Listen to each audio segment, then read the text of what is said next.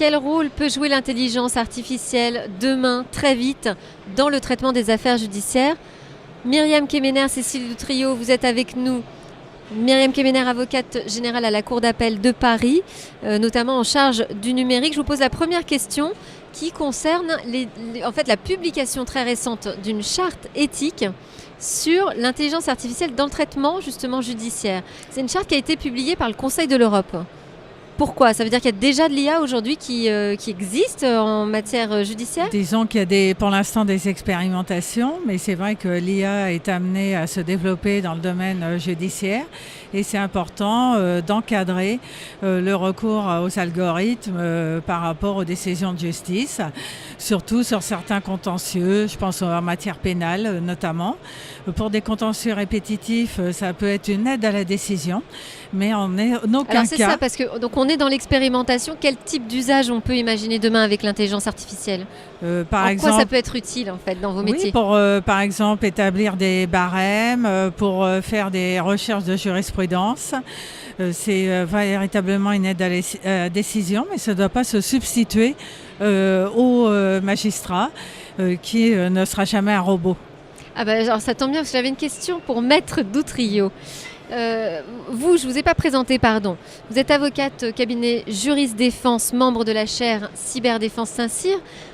Que pensez-vous de ce robot juge, peut-être demain avocat, pourquoi pas, qui pourrait se substituer à vos travaux? Alors c'est une question d'actualité en réalité parce qu'est votée aujourd'hui devant l'Assemblée nationale une réforme de la justice qui prévoit le traitement de litiges par le biais de plateformes algorithmiques, des litiges qui seraient d'une valeur inférieure à 5 000 €.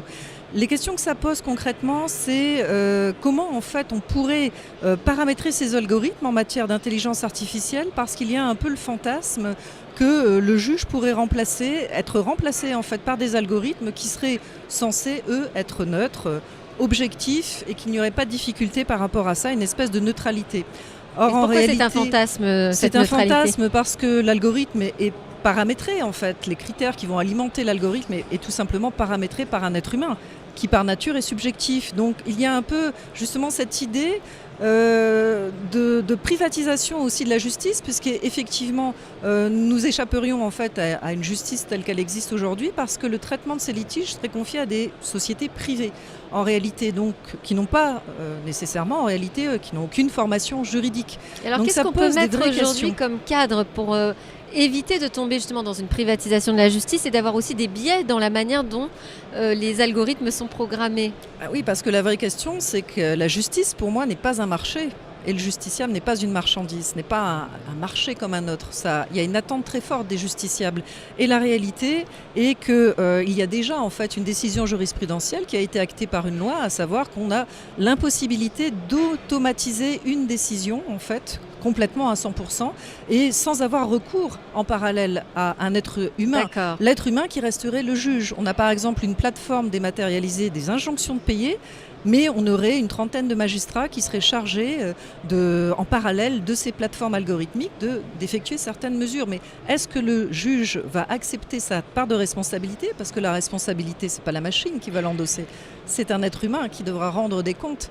Et la vraie difficulté est aujourd'hui qu'il n'y a pas de cadre vraiment pour encadrer cette intelligence artificielle, d'où cette charte éthique au niveau européen. Des expérimentations, des travaux, des réflexions. Et moi, ce que j'ai bien compris, c'est que ça peut être une aide à la décision aujourd'hui dans vos métiers, en aucun cas une substitution.